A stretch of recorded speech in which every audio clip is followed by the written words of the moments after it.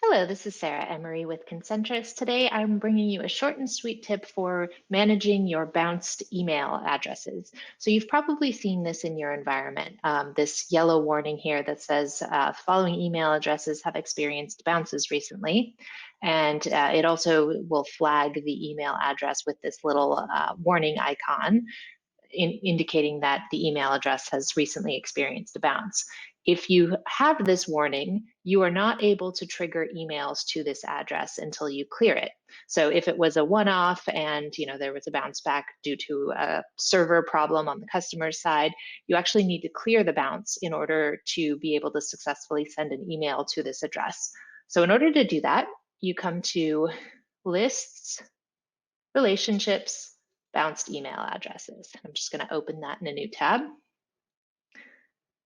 And the length of time that an email address is retained in your bounced email address list is a setting. So this will be dictated by the configuration of your system.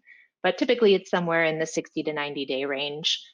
And you can see here that this email address is indeed showing up here, and it gives you the expiration date based on the system configuration and the reason for the error message. So in this case, looks like there's a typo in this email address because my email address does not have a 1 at the end.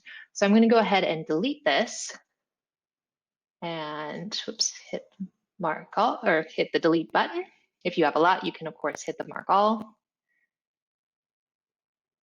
And once this reloads, I'll see no addresses here. So I'll come back to my customer record and I will refresh.